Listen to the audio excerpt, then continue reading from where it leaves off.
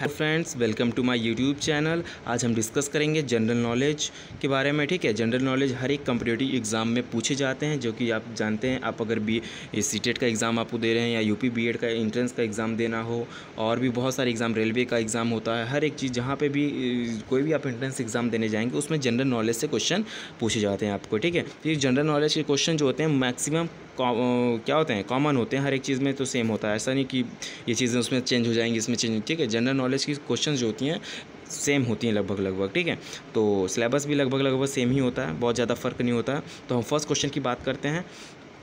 देखिए, first question, संविधान सभा का प्रथम अधिवेशन कहाँ हुआ था? ठीक है, हम आपसे क्वेश्चन पुट अप करेंगे, आपको आंसर देखने की ज़रूरत नहीं है। आपको अगर आती है तो आप अपने माइंड में पहले सोच लेंगे। ठीक है, अभी हम आपको आंसर भी नहीं दिखाएंगे नीचे से। ठीक है, चलिए, संविधान सभा का प्रथम अधिवेशन कहाँ हुआ था? तो आंसर क्या है? डी, दिल्ली में हुआ था। कहाँ हुआ था? दिल्ली में हुआ था। ये जो डिटेल आप लोग को नीचे दिख रहा है, ये व्याख्या करके इसको आप लोगों को रीड करना है। क्या करना है? रीड करना है। आप रीड करेंगे, इसके अंदर से जितने भी क्वेश्चन हैं सबके डिटेल्स दिए हुए हैं, सबके अंदर से 2 से 3 क्वेश्चन खुद बन रहे हैं। ठीक है, तो आपको सोचिए, एक क्वेश्चन के साथ साथ आपका 2-2, 3-3 क्वेश्चन प्रिपेयर होता जाएगा। अगर आपको ये जो व्याख्या है, अगर आपको नहीं समझ में आता है तो आप डिटेल कमेंट बॉक्स में बताएंगे, तो हम आपकी जो व्याख्या है इसकी भी प्रॉब्लम को सॉल्व करने की कोशिश करेंगे। चलिए, ठीक है, नेक्स्ट बात करते हैं क्वेश्चन नंबर सेकंड क्या है? भारत में वयस्क मताधिकार की उम्र सीमा क्या है? भारत में वयस्क मताधिकार की उम्र सीमा क्या है? बताइए, सबको पता होगा। कितना है? 18 वर्ष, 18 वर्ष रखी गई है। ठीक है, मताधिकार उम्र सीमा क्या है?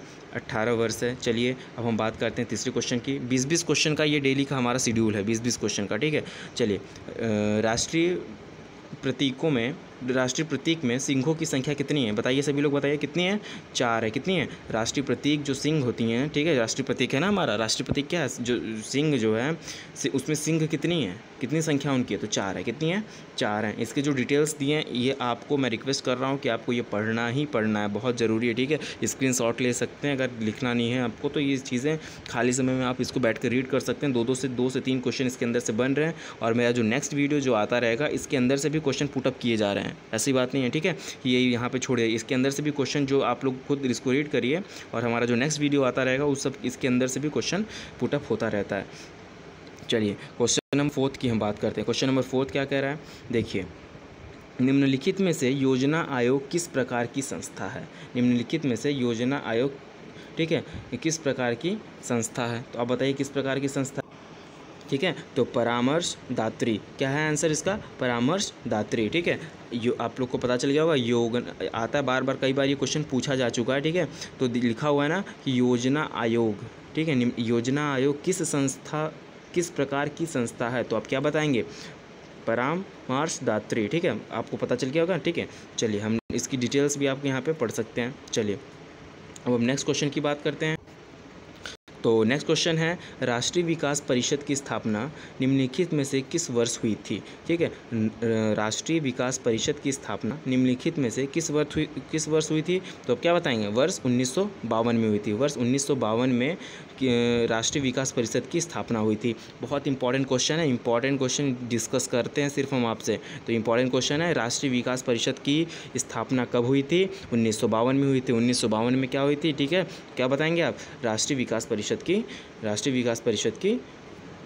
जिसको यहाँ पे देख रहे हैं इंग्लिश में भी लिखा हुआ है। जो कुछ लोग अगर सीबीएसई बोर्ड से अगर होंगे तो उनको भी अच्छे तरीके से समझ में आ रहा है। नेशनल डेवलपमेंट काउंसिल की अगर हम बात कर रहे हैं, ठीक है, 6 अगस्त 1952 को नेशनल, जिसे एनडीसी कहा जाता है, ठीक है, एनडीसी।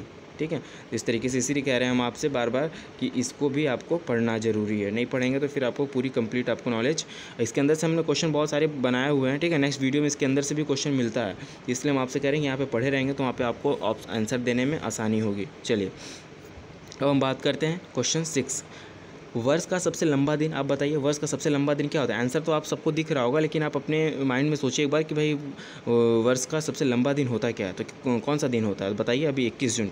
ठीक है, क्या होता है? कौन सा दिन है?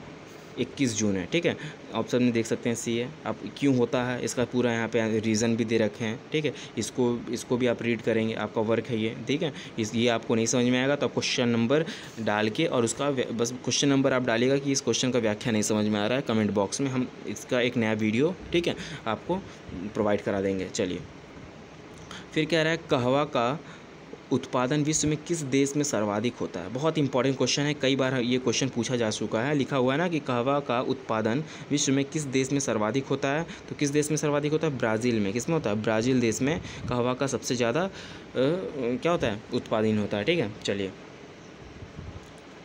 अब हम बात करते हैं क्वेश्चन नंबर 8 की। देखिए क्वेश्चन नंबर 8 क्या है। भारत अपने किस आयात पर सर्वाधिक मुद्रा खर्च करता है? बताइए, भारत अपने किस आयात पर सर्वाधिक मुद्रा खर्च करता है? तो किस पे करता है? पेट्रोलियम पदार्थ पे। पेट्रोलियम पदार्थ पे भारत सबसे ज़्यादा मुद्राएं क्या करता है? खर्च करता है पेट्रोलियम पदार्थ पे। आप लोग को तो पता ही है पेट्रोलियम पदार्थ के बारे में, ठीक है, पता होगा। चलिए क्वेश्चन नंबर 9 के बारे में हम देखते हैं। क्वेश्चन नंबर 9 क्या है? चलिए क्वेश्चन नंबर 9, भारत के निम्नलिखित में से किस क्षेत्र में सर्वाधिक प्रत्यक्ष विदेशी निवेश होता है? मतलब FDI लिखा है ना, ठीक है। भारत में किस क्षेत्र में लिखा है ना, भारत में जितने यहाँ पे दे रखा है, यहाँ पे 4 ऑप्शन कह रहा है कि भारत में निम्नलिखित में से किस क्षेत्र में सर्वाधिक प्रत्यक्ष विदेशी निवेश होता है? तो किस क्षेत्र में होता है? तो विद्युत उपकर में, उपस्कर क्या लिखा है? ठीक है, तो विद्युत उपस्कर।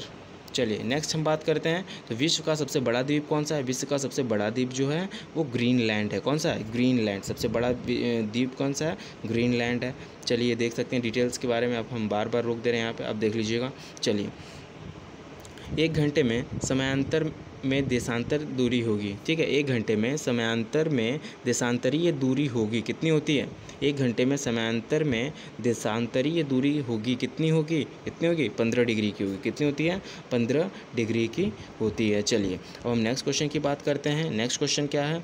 SEZ का पूरा नाम क्या है? SEZ का पूरा नाम क्या है? देख रहे हैं आप लोग को 4 ऑप्शन दिख रहा होगा, ठीक है। बताइए क्या होगा? कौन सा ऑप्शन है? बी, स्पेशल इकोनॉमी जोन्स, ठीक है। SEZ का फुल फॉर्म क्या है? Full form of SEZ social economy zones, social economy zones. Okay, कोई प्रॉब्लम यहाँ तक? कोई भी प्रॉब्लम हो तो आप डिस्कस कर सकते हैं मुझसे, मतलब मेरे कमेंट बॉक्स में आप उस क्वेश्चन को, क्वेश्चन नंबर डाल सकते हैं, हम आपकी प्रॉब्लम को क्लियर करने की कोशिश करेंगे। चलिए विजयनगर राज्य किस नदी के किनारे स्थित है? विजयनगर जो राज्य है ये किस नदी के किनारे स्थित है? तो किस नदी के? तुंगभद्रा। बहुत इंपॉर्टेंट क्वेश्चन, इसी तरीके के क्वेश्चन आपके एग्जाम में पूछे जाते हैं। आप किसी भी एग्ज़ाम की तैयारी कर रहे हो तो वो वहाँ पे इसी तरीके का क्वेश्चन वहाँ पे GK जनरल नॉलेज से क्वेश्चन बनाए जाते हैं, ठीक है। तो विजयनगर राज्य किस नदी के किनारे स्थित है? तुंगभद्रा नदी के किनारे। किस नदी के किनारे? तुंगभद्रा नदी के किनारे स्थित है। ये देख सकते हैं आप यहाँ पे, ठीक है। इनको भी मैं बार बार आपसे कह रहा हूँ कि इनको आपको रीड करना ही करना है, ठीक है। बहुत सारी क्वेश्चन इसके अंदर से पुटअप हो रही है, 2-2, 3-3 क्वेश्चन हर एक जो व्याख्या दिया हो उसके अंदर इंक्लूड है। चलिए हम बात करते हैं क्वेश्चन नंबर 14 की। क्वेश्चन नंबर 14 क्या है? विश्व व्यापार संगठन का मुख्यालय कहाँ है? विश्व व्यापार संगठन का मुख्यालय कहाँ पे है? तो जिनेवा में। कहाँ पे है? जिनेवा में। विश्व व्यापार संगठन का मुख्यालय कहाँ पे है? कहाँ स्थित है? विश्व व्यापार संगठन का, ये बहुत ही बार 2-3 बार बस क्वेश्चन बोलिए आपको याद हो जाएगा। विश्व व्यापार संगठन का मुख्यालय कहाँ पे है? विश्व व्यापार संगठन का मुख्यालय कहाँ पे है? जिनेवा में। कहाँ पे है? जिनेवा में है। कहाँ पे है? जिनेवा में है। चलिए क्वेश्चन नंबर 15 की हम बात करते हैं। निम्नलिखित में से अंतर्राष्ट्रीय न्यायालय में न्यायाधीशों की संख्या कितनी है? ठीक है, अंतर्राष्ट्रीय न्यायालय में न्यायाधीशों की संख्या कितनी? देखिए क्वेश्चन को अच्छे से समझिएगा। अंतर्राष्ट्रीय न्यायालय में पूछ रहा है कि न्यायाधीशों की संख्या कितनी है? कितनी बताइए आप? कितनी है? 15 है। कितनी है? 15 है। आप यहाँ पे और भी कम्प्लीटली इसके बारे में जानना चाहते हैं, लिखा हुआ है अंतर्राष्ट्रीय न्यायालय की स्थापना 3 अप्रैल 1946 को हॉलैंड में हुई थी, ठीक है। हेग हॉलैंड में हुई थी, ठीक है। इस तरीके के आप यहाँ पे इसे रीड करेंगे तो और भी चीज़ें आपको पता चल जाएंगी, ठीक है। चलिए हम क्वेश्चन नंबर 16 की अगर बात करें, क्वेश्चन नंबर 16 की अगर हम बात करते हैं तो भारत में वीरता के लिए सबसे बड़ा कौन सा पुरस्कार दिया जाता है? ठीक है, भारत में बताइए, आप बताइए भारत में वीरता के लिए सबसे बड़ा पुरस्कार कौन सा दिया जाता है? तो परमवीर चक्र दिया जाता है। क्या दिया जाता है? परमवीर चक्र दिया जाता है, ठीक है। भारत में वीरता के लिए सबसे बड़ा पुरस्कार कौन सा दिया जाता है? तो परमवीर चक्र दिया जाता है, ठीक है। इसका व्याख्या आप देख सकते हैं इस तरीके के यहाँ पे मैंने बताया। चलिए अब हम बात कर लेते हैं क्वेश्चन नंबर 17 की। क्वेश्चन नंबर 17 क्या है? निम्नलिखित में से किस नृत्य का जोड़ा सही नहीं है? आप बताइए ऐसा कौन सा इसमें जोड़ा दिया हुआ है जो सही नहीं है, ठीक है, बताइए। तो घूमर राजस्थान का, ये ठीक है, सही है। राजस्थान का जो नृत्य है ये घूमर है, ठीक है। गुजरात का गरबा, ये भी ठीक है, गरबा गुजरात में होता है, डांडिया होता है, गरबा होता है, ठीक है। बिहार में अगर हम बात करें तो छाऊ, ये भी ठीक है। ये देखिए लिखा है ना मध्य प्रदेश में लिखा है मयूर, ये नृत्य क्या लिखा है, तो नहीं, ये रॉन्ग है, ठीक है। यही क्या है आपका, रॉन्ग है। लिखा भी है मयूर नृत्य उत्तर प्रदेश का नृत्य है। पूछा जा सकता है कि भाई मयूर नृत्य, बंदो बता दिया आपको कि मध्य प्रदेश का मयूर नहीं है, मयूर नृत्य नहीं है, तो कहाँ का है मयूर नृत्य, जो है उत्तर प्रदेश का नृत्य। देखिए उसी के साथ साथ आपको एक क्वेश्चन और यहाँ पे पता चला, इसीलिए हम बार बार कह रहे हैं कि ये जो बार व्याख्या लिखा हुआ है इसको आपको रीड करना है, ठीक है। चलिए अब हम बात करते हैं क्वेश्चन नंबर 18 की। क्वेश्चन नंबर 18 क्या, निम्नलिखित में से किसका संबंध सितार से नहीं है, ठीक है। ऐसे कौन है इसमें जिनका संबंध सितार से नहीं है। देखिए पंडित रविशंकर प्रसाद, इनका संबंध है सितार से, ठीक है। फिर हम बात करें निखिल बनर्जी, इनका भी संबंध है सितार से, ठीक है। फिर हम बात करते हैं उमा शंकर मिश्र की, इनका भी संबंध सितार से है। लेकिन अलाउद्दीन खां जो हैं, अलाउद्दीन खां जो लिखे हैं, ये इनका संबंध सितार से नहीं है, ठीक है। अलाउद्दीन खां का लिखा है ना यहाँ पे, देख सकते हैं आप, यहाँ पे डिटेल्स में जब जाएंगे तो आपको उसके बारे में पूरा अच्छी तरीके से पता लिखा है कि पंडित रविशंकर प्रसाद, निखिल रंजन बनर्जी, उमाशंकर मिश्र, विख्यात विलायत खां तथा शहीद परवेज आदि सभी सितार वादक में संबंध हैं, जबकि अलाउद्दीन खां, अजमत अली खां, हाफिज़ खां आदि सरोद वादक के संगीतकार हैं। देख रहे हैं आप यहाँ पे, तो इनके बारे में हमको इनके साथ साथ 2-3 लोगों का और नाम पता चल गया। हाफिज़ खां हो गए, अमजद अली हो गए, अलाउद्दीन खां हो गए, इनका किससे रिलेशन है, सरोद वादक हैं ये, ठीक है। चलिए मतलब संगीतकार हैं एक तरीके से, ऐसे समझ लीजिए। अब हम बात करते हैं क्वेश्चन नंबर 19 की। क्वेश्चन नंबर 19 क्या है, सिविल सेवा किसके शासनकाल में प्रारंभ की गई थी। बताइए, बहुत इंपॉर्टेंट क्वेश्चन है, बार बार हम बता रहे हैं, जितना मोस्ट इंपॉर्टेंट क्वेश्चन है वही सिर्फ हम आपसे डिस्कस कर रहे हैं, ठीक है। सिविल सेवा किसके शासक काल में प्रारंभ की गई थी, बताइए किसके शासक में, तो लॉर्ड कॉर्नवालिस के शासक में की गई थी, ठीक है।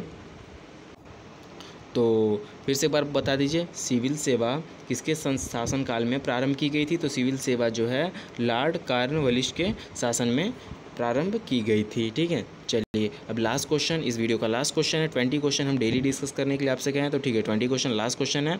तो सर्वप्रथम किसको दादा साहब फाल्के पुरस्कार दिया गया, बताइए। सबसे पहले दादा साहब फाल्के पुरस्कार किसको दिया गया था, बताइए किसको दिया गया था, देविका रानी रोरिक को, ठीक है। देविका रानी रोरिक को दिया गया था, ठीक है। अब देखिए यहाँ पे लिखा हुआ है ना, सिनेमा के क्षेत्र में उत्कृष्ट योगदान देने वाले व्यक्ति को दादा साहब फाल्के पुरस्कार प्रदान किया जाता है। ये भी पूछा जा सकता है कि दादा साहब फाल्के पुरस्कार किस क्षेत्र में दिया जाता है, तो क्या बताएंगे, सिनेमा के क्षेत्र में, ठीक है।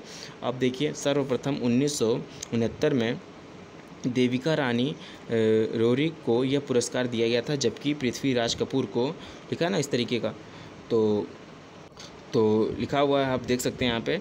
तो कब दिया गया था, सर्वप्रथम 1969 में देविका रानी रोरिक को यह पुरस्कार दिया गया था, जबकि पृथ्वीराज कपूर को मरणोपरांत 1971 में दिया गया था, ठीक है। मरणोपरांत 1971 में, मरने के बाद ऐसे 1971 में उन्हें दिया गया था दादा साहब फाल्के पुरस्कार, ठीक है। तो ये रहा हमारा 20 क्वेश्चन, और जो लोग इस चैनल पर नए हैं प्लीज़ लाइक सब्सक्राइब और शेयर करेंगे इस चैनल को, ओके। और हम इसी तरीके से आपको डेली क्वेश्चन आपको प्रोवाइड, जो भी क्वेश्चन में आपको प्रॉब्लम है, जो भी नहीं समझ में आए, वो आप हमें कमेंट बॉक्स में करके बताएंगे, हम आपकी प्रॉब्लम को सॉल्व करने की कोशिश करेंगे, ओके। चलिए, थैंक यू।